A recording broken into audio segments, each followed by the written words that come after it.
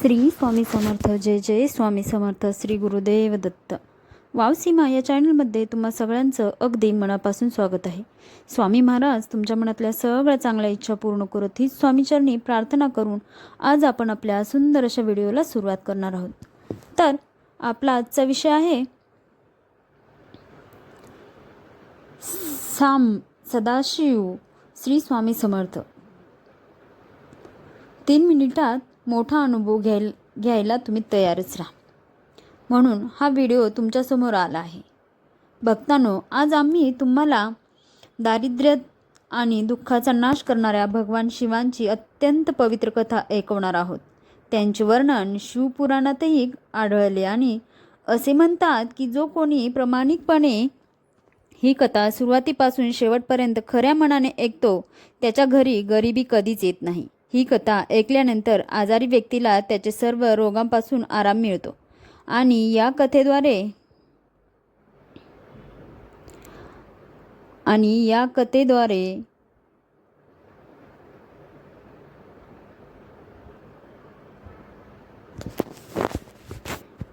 आम्ही तुम्हाला हे देखील सांगणार आहोत की श्रावणामध्ये भगवान शिवाच्या कथा ऐकून कोणाला यश मिळते. त्यामुळे ही कथा आपण सर्वांनी सुरुवातीपासून ते शेवटपर्यंत ऐकावी ही मनापासून विनंती.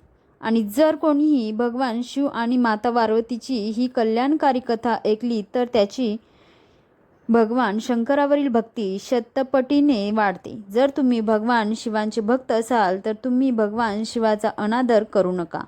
ही पवित्र कथा सुरू करण्यापूर्वी जर तुम्हा सर्वांना व्हिडिओ आवडला असेल तर कृपया व्हिडिओला लाईक करा आणि कमेंट बॉक्समध्ये हर हर महादेव कमेंट करायला विसरू नका. सोबतच स्वामी महाराजांचा गजर करायला देखील विसरू नका. भगवान भोलेनाथ तुमच्या सर्व इच्छा पूर्ण करतील आणि तुमच्या कुटुंबावरील तुमच्यावरील सर्व संकटे नष्ट करतील.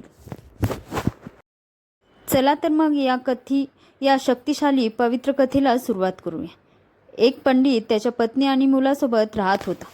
त्याच्या मुलाचे नाव सोमनाथ होते. तो पंडित रोज सकाळी उठून आंघोळ करून तुळशीच्या रोपाला पाणी घालत असे आणि रोज त्या शहरातील सर्व घरोघरी जाऊन कथा सांगत. पण त्या पंडिताने केलेली ही सर्व कामे त्यांच्या पत्नीला अजिबात आवडत नसायची. कारण त्या पंडितांची पत्नी अनेक वर्ष भगवान भोलेनाथाची पूजा करायची आणि श्रावण महिन्यातील सर्व सोमवारी व्रतही ठेवायची. मात्र हे सर्व करूनही त्यांना गरिबीचा सामना करावा लागला. त्यामुळे पंडिताच्या पत्नीला भगवान भोलेनाथाचा खूप राग आला आणि त्यांनी त्यांची पूजा करणे बंद केले. त्याचप्रमाणे पंडित तरुण होता. तोपर्यंत ते भगवान भोलेनाथची कथा सांगून किंवा पूजा अर्चा करून कुठूनही मिळणाऱ्या पैशातून कुटुंबाचा उदरनिर्वाह करत असत. मग एके दिवशी पंडिताची पत्नी पुन्हा भगवान भोलेनाथाची पूजा करू लागली. ती मनात विचार करू लागली, भोलेनाथाची पूजा करायची की एक दिवस नक्कीच येईल जेव्हा माझ्या सर्व इच्छा पूर्ण होतील. आणि ती मनातल्या मनात स्वतःला शिव्या देऊ लागली की आपण असे कोणते पाप केले आहे त्यामुळे आपल्याला इतकी गरिबी सहन करावी लागली आहे. आता हळूहळू पंडित आणि त्याची पत्नी दोघेही खूप म्हातारे झाले होते आणि आता पंडिताच्या अंगात एवढी ताकदही उरली नव्हती की कुठल्या शहरात जाऊन भगवान भोलेनाथाची कथा सांगता येईल. आता पंडितसुद्धा सतत आजारी राहू लागले कारण त्यांना अनेक रोगांनी घेरले होते आणि घर चालवायला कोणीच नव्हते. त्यामुळे पंडितसुद्धा चिंतेत राहू लागले. हळूहळू त्यांच्या घरात काहीच उरले नाही. त्याला उदरनिर्वाहासाठी संघर्ष करावा लागला. तेव्हा पंडिताची पत्नी खूप रागावणे आणि भगवान भोलेनाथाची पूजा थांबवते आणि आपल्या पतीला म्हणते आपण दोघे किती दिवस भगवान भोलेनाथाची पूजा करत राहणार. कारण शिवशंभू आराधना करता करता आम्ही दोघेही खूप म्हातारे झालो आहोत. पण तरीही आम्हाला एवढ्या मोठ्या प्रमाणात उपासना करूनही काही फळ मिळाले नाही. आम्ही इतक्या गरिबीशी झगडत आहोत. आमची गरिबीही दूर झाली नाही. आपण पूर्वीपेक्षा अधिक गरीब झालो आहोत. पूर्वीच्या गोष्टी ठीक होत्या पण आता आपल्या प्रत्येक छोट्या गोष्टीसाठी रडावे लागते. त्या पंडिताची पत्नी पुढे त्या पंडिताला म्हणते, हे नाथ, मी मूर्ख आहे. मी एकदा भगवान भोलेनाथाची पूजा करत थांबवलं आणि पुन्हा सुरुवात केली. श्रावणाच्या सर्व सोमवारी ना दिवस पाहिला ना वेळ पाहिली. मी दिवसेंदिवस भगवान भोलेनाथाची पूजा केली आणि उपवाससुद्धा केला. रोज तपश्चर्या करून शरीर कमजोर केले. नंतर हे सर्व करून मला काही फळ मिळाले नाही. आणि आता तुम्ही शिवलिंगावर जल अर्पण करत आहात. शिवलिंगावर रोज जल अर्पण केल्यास तुमचा शिव काय देणार आहे तुम्हाला? भक्तांना पत्नीचे म्हणणे ऐकून पंडित तिला काहीच बोलले नाहीत, कारण त्याचा प्रिय भगवान भोलेनाथावर पूर्ण विश्वास होता. दुसरीकडे त्यांचा मुलगा सोमनाथ अजूनही शिक्षण घेत होता आणि काही दिवसातच त्यांचे शिक्षण पूर्ण झाले. शिक्षण पूर्ण करून तो आपल्या घरी परतला आणि जेव्हा त्याचे आपल्या आई आणि वडिलांना दुःखात पाहिले तेव्हा त्याने आपल्या भविष्याचा फारसा विचार न करता आपल्या आई आणि वडिलांची सेवा करण्यास सुरुवात केली. त्यांचे सर्व हृदय त्यांच्या आई वडिलांच्या प्रेमाने भरले होते. त्यांनी आनंदाने त्यांच्या आई वडिलांच्या सर्व इच्छा पूर्ण करायला सुरुवात केली आणि घरातील सर्व जबाबदारी आपल्या खांद्यावर घेतली. आपण वडिलाप्रमाणेच त्यांची शहरात जाऊन भगवान भोलेनाथाची कथा सांगायला सुरुवात केली आणि कथा कथन करून मिळालेल्या पैशातून कुटुंबाचा उदरनिर्वाह सुरू केला. अशीच बरीच वर्ष निघून जातात. एके दिवशी त्या शहरातील प्रसिद्ध शिव मंदिरात प्रार्थना केल्यानंतर सोमनाथ तेथे उपस्थित शिवभक्तांना भगवान भोलेनाथाची पवित्र कथा ऐकायला लावतो आणि म्हणतो की जो कोणी भगवान भोलेनाथाची ही पवित्र कथा ऐकेल तोच खरा भक्त होईल. जो भक्त या कथा मनापासून ऐकतो, भगवान भोलेनाथ त्याच्या सर्व मनोकामना पूर्ण करतात. सोमनाथ ही गोष्ट जेव्हा भक्तांना सांगत असतो तेव्हा त्याच मंदिरात त्या नगराचा राजा देखील आलेला असतो आणि ही गोष्ट तो राजा ऐकतो आणि सोमनाथाला म्हणतो की आजपासून तुम्ही माझ्या राजकन्येला रोज भगवान भोलेनाथाची कथा ऐकायला लागणार का? कारण मला माझ्या मुलीला चांगला वर मिळावा अशी माझी इच्छा आहे आणि त्यासाठी मी तुला रोज दक्षिणा म्हणून भरपूर पैसे देईन. राजाचे असे बोलणे ऐकून सोमनाथाला खूप आनंद झाला होता आणि तो राजकन्येला रोज कथा ऐकवायला तयार होता. त्यानंतर राजाने सोमनाथाला आपल्या राजवाड्यात रोज राजकन्येला गोष्टी ऐकावायला लावला आणि त्या पैशातून तो आपल्या कुटुंबाचा उदरनिर्वाह करू लागला. पण सोमनाथच्या आईला ही गोष्ट आवडली नाही आणि तिला तिच्या मुलाच्या भविष्याची काळजी वाटत होती. म्हणून तिला रोजच याची खूप काळजी वाटत होती. मग एके दिवशी पंडितांची पत्नी आपल्या देवांना म्हणते, मला माझ्या मुलाच्या भविष्याची चिंता आहे, कारण आमचे आयुष्य कसे तरी कमी झाले आहे. परंतु मला माझ्या मुलाच्या भविष्याची, आमच्या मृत्यूनंतर त्याचे काय होईल आणि आमच्या भक्तिपूजेची चिंता आहे. आपला मुलगा राज्याचे महालातून जे काही दौलत घेऊन येतो त्या धनाने आपल्या कुटुंबाचे पोट भरते, पण बाकीच्या सर्व मनोकामना अशा पूर्ण होतील काय? आता आपण फक्त पोट भरण्यासाठीच जगायचं का? भक्तांनो, जेव्हा ही गोष्ट माता पार्वती यांनी ऐकली तेव्हा माता पार्वती त्वरित भगवान भोलेनाथा यांच्याकडे पोचले. तेव्हा भगवान भोलेनाथजीने विचारले, हे देवी पार्वती, आज तू खूप चिंतेत दिसत आहेस. तेव्हा माता पार्वती जी भगवान भोलेनाथ म्हणाली, हे शिवशंभू, तू त्रिकाल शक्ती आहेस.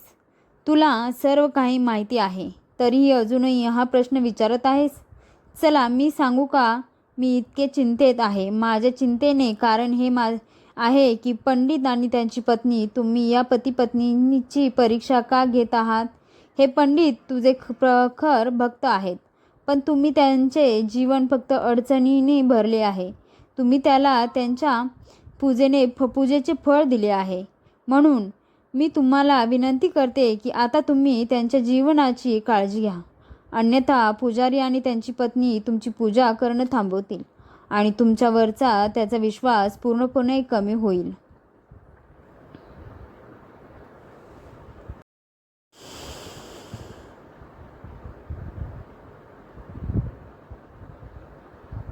आणि माता पार्वतीने हे सर्व शब्द ऐकून भगवान भोलेनाथ माता पार्वतीला म्हणतात, हे देवी पार्वती, काळजी करू नकोस, कारण त्या ब्राह्मणाच्या सौभाग्याचे बीज आम्ही पेरले आहे. आम्हा दोघांना त्या पंडितांच्या घरी जायचे आहे आणि आम्हाला पृथ्वीवर शिवलीला करायची आहे. असे म्हणून भगवान भोलेनाथ जी माता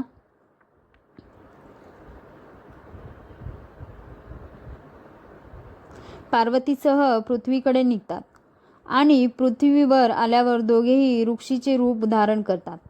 साधूंचे रूप धारण करून ते पंडिताच्या घराजवळ पोहोचतात आणि मोठ्याने त्या पंडिताला हाक मारतात, अलख निरंजन, घरात कोणी आहे का? हा आवाज ऐकून तो व्रत झालेला पंडित धावत येतो आणि म्हणतो, हे मुनिवर, तुमचे स्वागत आहे. मला सांगा, मी तुम्हाला कशी मदत करू? मग भगवान भोलेनाथ ऋषीच्या रूपात त्या पंडिताला म्हणाले की आम्हाला आज रात्री तुमच्या घरी आराम करायचे आहे. तेव्हा तो वृद्ध पंडित मनात विचार करतो की हे तर आमचे पाहुणे आहेत, मी त्यांना नकार देऊ नये, कारण त्यांना वाईट वाटते, तर तो माझ्यासह माझ्या संपूर्ण कुटुंबाला शाप देऊ शकतो.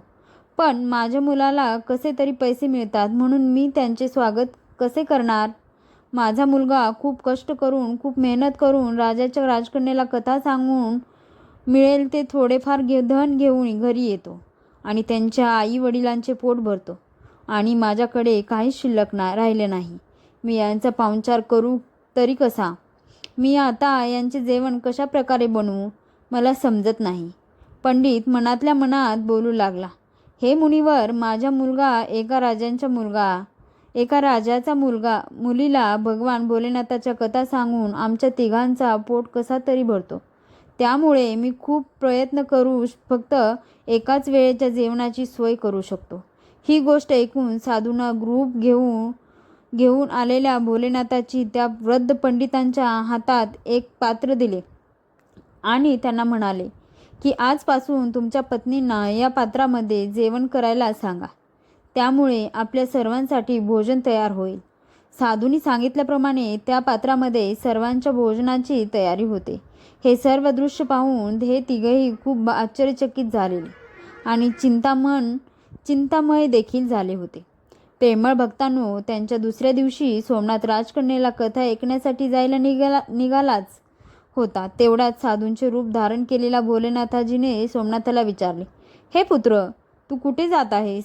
तेव्हा सोमनाथांनी त्याला सांगितले, हे ऋषी, मी आता या नगरीच्या राजाच्या कन्येला कथा ऐकवायला जात आहे.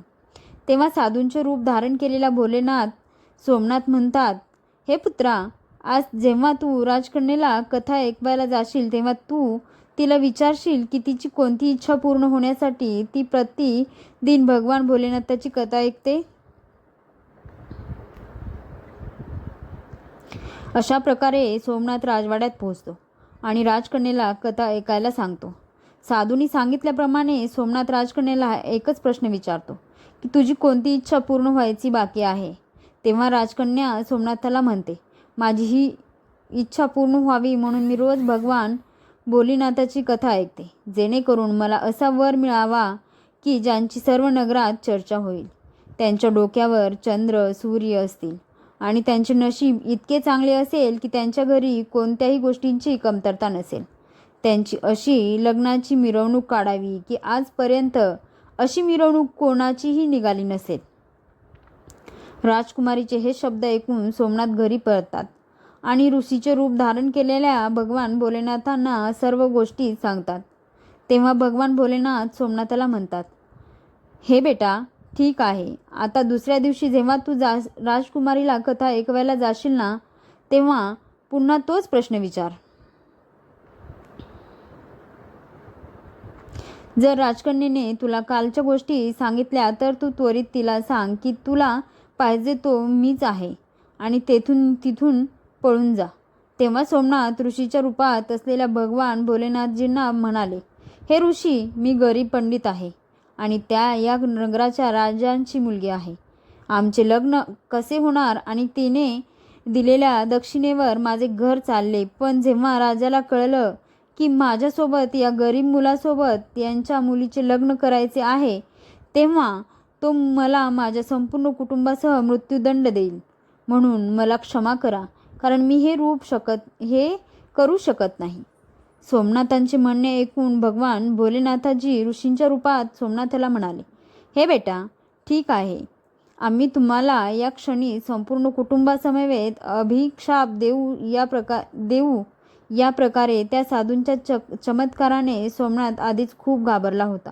आता पुन्हा त्याच्याकडून असे शब्द ऐकून तो आणखीच घाबरला आणि त्यांच्या मनात विचार सुरू झाला की राजानंतर का होईना माझ्या कुटुंबाला आणि मला मृत्यू देईल आणि आत्ता हे साधू मला आणि माझ्या कुटुंबाला अभिशाप द्यायला बसले आहेत. त्यापेक्षा मी या साधूंचे पहिला ऐकतो. कधी ना कधी जीव जाणारच आहे.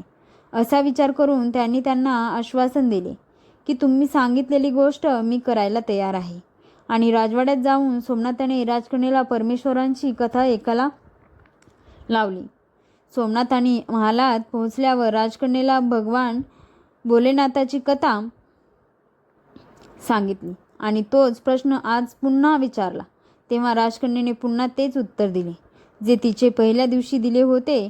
मग साधूंनी रोप धारण केलेल्या भोलेनाथाची सोमनाथाला जे बोलायला लावले होते ते सोमनाथ राजकन्येला बोलला आणि तिथून निघून गेला. सोमनाथाच्या अशा बोलण्याने राजकन्येला खूप राग आला आणि तिने लगेचच तिच्या दासीला बोलवले आणि ही गोष्ट तिच्या कानावर घातली आणि म्हणाली, ही सर्व गोष्ट तू राजाला सांग. ही गोष्ट राजाला समजल्यावर राजा देखील क्रोधित झाला आणि त्याने आपल्या मुलीला विश्वास दिला की याची शिक्षा निश्चितच त्या सोमनाथाला भोगावी लागेल.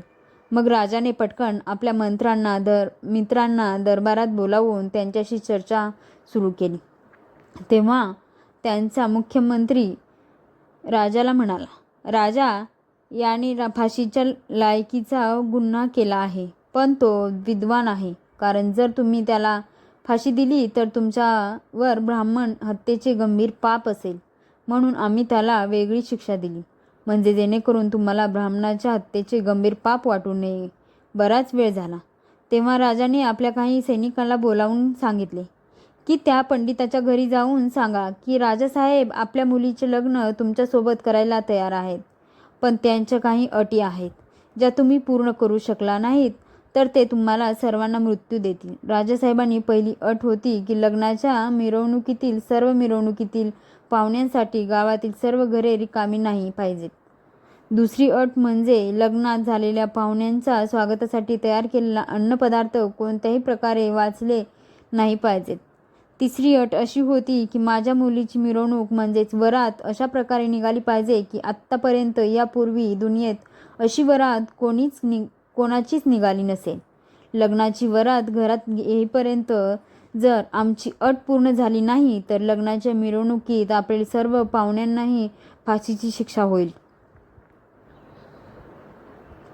राजांचे हे म्हणणे ऐकून राजाने सैनिक सोमनाथांच्या घरी पोचतात.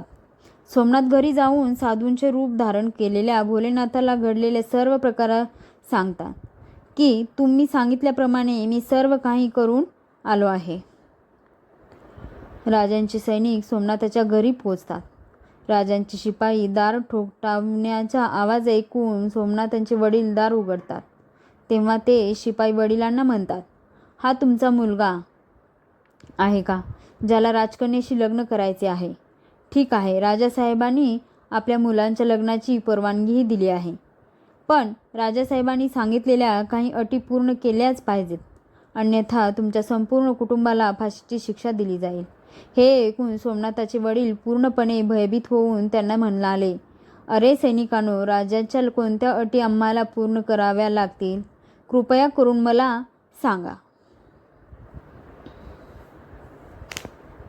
तेव्हा राजाचे सैनिक म्हणतात, यांच्या लग्नाची मिरवणुकीला आलेल्या सर्व पाहुण्यांसाठी नवीन घर बांधली गेली पाहिजेत. दुसरी अट म्हणजे यांच्या लग्नाच्या मिरवणुकीसाठी झालेल्या पाहुण्यांचं केलेलं जेवण थोड्याही प्रमाणात उरले नाही पाहिजे. आणि तिसरी अट म्हणजे यांच्या लग्नाची वरात म्हणजेच मिरवणूक अशा प्रकारे निघाली पाहिजे की या नगरात अशी मिरवणूक कोणाची झाली नसेल. संपूर्ण नगराने या मिरवणुकीचे कौतुक केले पाहिजे आणि मिरवणूक होईपर्यंत आमच्या या अटी पूर्ण झाल्या नाही तर सोमनाथ व त्यांच्या आईवडिलांना फाशीची शिक्षा दिली जाईल व तसेच या मिरवणुकीत झालेल्या पाहुण्यांची मृत्यूदंड दिला जाईल हे निश्चिंत आहे. राजाच्या सैनिकांचे हे बोलणे ऐकून सोमनाथ आणि सोमनाथांच्या वडिलांचे हातपाय थरथर कापतात. तेव्हा भगवान भोलेनाथ ऋषीच्या रूपात येतात आणि सांगतात की घाबरू नका आणि राज्याच्या सैनिकांना निरोप द्या आणि लग्नाच्या तयारीला लागा असे सांगायला लावतात.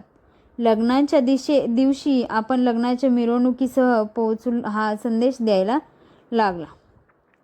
मग सोमनाथांनी साधूंनी सांगितल्याप्रमाणे त्या सैनिकांना उत्तर दिले आणि ते सैनिक राजवाड्यात पोहोचले आणि राजाला सर्व काही सांगितले. परंतु जेव्हा राजाला सोमनाथाकडून सकारात्मक उत्तर मिळाले हे समजले तेव्हा तो खूप आश्चर्यचकित झाला. राजा मनात विचार करू लागतो की हा कोणत्या आत्मविश्वासावर तुझ्या मुलीशी लग्न करायला तयार झाला आहे. माझा कोणता शत्रू त्याची साथ तर देत नसेल असा विचार राजांच्या मनात येतो. त्यानंतर राजाने त्याच्या राज्यातील कितीतरी घरांना लग्नाचे घर असल्यासारखे समजून टाकले आणि अनेक प्रकारच्या तंबूंची सोय देखील केली. राजा हाच विचार करत होता की तो गरीब पंडिताचा मुलगा करून काय करणार होय आणि आणून मिरवणुकीत किती लोकांना आणणार. शेवटी त्याला काही त्याच्या घरच्यांना मृत्यूदंड फाशीची शिक्षा होणारच नाही. इकडे सोमनाथ त्यांच्या नगरातील ज्या लोकांना आपल्या लग्नाला येण्यासाठी निमंत्रण देत होता तेथे लोक सोमनाथाला हेच बोलत होते की हे सोमनाथा, इतक्या लवकर आम्हाला मरायचे नाही आहे, त्यामुळे आम्ही तुझ्या लग्नाच्या मिरवणुकीत येऊ शकत नाही. तुझी तर शेवटची वेळ जवळ आली आहे, त्यामुळे आम्ही तुझ्यासाठी मरण्यासाठी का तुझ्या मिरवणुकीत यावे.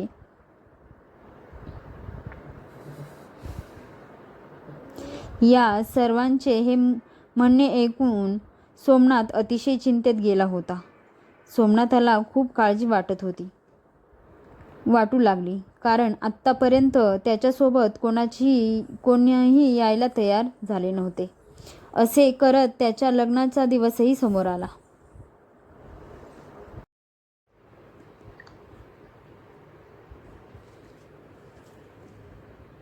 आणि सोमनाथ अजूनच विचारात पडला. सोमनाथाला एवढ्या दुःखात पाहून ऋषीच्या रूपात असलेल्या भोलेनाथा सोमनाथाला म्हणाले, हे बेटा, आज तुझं लग्न आहे आणि आजही तू खूप काळजीत आहेस. मला सांग, तुला कशाची तरी काळजी वाटत आहे. तू चिंतित आहेस, पण बाळा, आम्ही तुझ्यासोबत आहोत. तेव्हा सोमनाथ भगवान भोलेनाथजींना म्हणाले, हे मुनिवर, तुम्हाला सांगून काय उपयोग झाला? काय उपयोग? माझे तर भाग्यच खोटे आहे. माझ्या नशिबात जे काही लिहिले आहे तेच घडणार आहे. असे म्हणत ते लग्नासाठी तयार झाले आणि त्यांच्याबरोबर महालाकडे निघाले. मग भोलेनाथजीने सोमनाथांच्या मिरवणुकीत येणाऱ्यासाठी सर्व देव, भूत आणि गंधर्व यांना मानवी रूपात सोमनाथांच्या मिरवणुकीत येण्याचा आदेश दिला आणि त्यांना सोमनाथाच्या मिरवणुकीत सामावून घेतले होते. त्यामुळे सर्व मिरवणूक नाचत घराघरात पोचली. लग्नात इतके पाहुणे आले होते की लग्नाच्या मिरवणुकीत सर्व घरेही लग्नाच्या पाहुण्यांनी भरून गेली होती आणि काही पाहुण्यांचा तंबूशिवाय बाहेर सोडण्यात आले होते. जेव्हा राजांच्या कानावर ही गोष्ट जाऊन पोचली की आत्तापर्यंत सोमनाथाला बरोबर मिरवणुकीत यायला एकही जण तयार नव्हता आणि आता इतकी लोक आली तरी कुठून, राजाला या गोष्टीचा खूप संताप झाला. तो बोलू लागला, हे सर्व एकदा जाणून बघायला हवं. असा विचार करून राजा ताबडतोब तेथे पोहोचला आणि तेव्हा भगवान भोलेनाथजींनी राजाला लग्नाच्या मिरवणुकीत येताना पाहिले. तेव्हा त्यांनी शुक्र आणि शनिदेव यांना मुलांचे रूप धारण केले आणि त्यांना भुकेमुळे शोक केले. इतके राजाने दोन्ही मुलांना मोठ्याने शोक करताना पाहिले आणि त्यांनी साधूंचे रूप धारण केलेल्या भगवान भोलेनाथजींना विचारले की हे महात्मे, ही मूल भुकेसाठी इतका गोंधळ का करत आहे असे विचारले. तेव्हा साधूंचे रूप धारण केलेले भोलेनाथ म्हणाले की यांना प्रचंड भूक लागली आहे, त्यामुळे भुकेसाठी हे गोंधळ करत आहेत. मग राजाने या दोन्ही मुलांना भोजन तयार होत असलेल्या ठिकाणी पाठवले आणि लगेचच राजाच्या सैनिकांनी राजाजवळ जाऊन सांगितले की हे राजन, त्या दोन्ही मुलांनी लग्नामध्ये केलेले सर्व भोजन संपवून टाकलेले आहे आणि तरीही ती दोन्ही मुलं अजूनही जोरजोरात ओढत आहेत की आम्हाला अजून जेवणाची गरज आहे. आपल्या सैनिकांचे हे बोलणे ऐकून राजाला पूर्णपणे संकटात जातो, कारण आता त्यांचे संपूर्ण अहंकाराचा चुरा झालेला असतो. शेवटी राजा साधूने रूप धारण केलेल्या भोलेनाथाजवळ हात जोडून बसतो आणि म्हणतो, हे साधू महाराज, आता माझी लाज फक्त आणि फक्त तुमच्या हातात आहे. तेव्हा भगवान भोलेनाथजींनी राजाला सांगितले की काही हरकत नाही, सर्व काही ठीक होईल. तुम्ही राजवाड्यात जा आणि मिरवणुकीचे नेतृत्व करण्याची तयारी करा. मग राजाने त्या नगरातील सर्व घरे चांगली सजवली आणि संपूर्ण नगर एका परिपूर्ण वधूप्रमाणे सजले. सोमनाथही त्यांच्या लग्नात पोशाखात राजकुमारापेक्षा कमी दिसत नव्हता. सोमनाथाच्या पोशाखाला चंद्र आणि सूर्याने सजवले गेले होते. लग्नाच्या वेळेला सोमनाथ एक सुंदरशा रथात बसून लग्नासाठी राजमहालात जायला तयार झाला. त्या रथाच्या पुढे कित्येक बँड वाजे वाजत होते. सोमनाथाच्या मिरवणुकीचे असे दृश्य पाहून त्या नगरातील काही लोक म्हणू लागले की या पंडिताचे भाग्य पहा. माझ्या मस्तकाचा आधार चंद्राने सजवला आहे आणि सूर्य, धन आणि लक्ष्मी चार बाजूनी जात आहे. याचप्रमाणे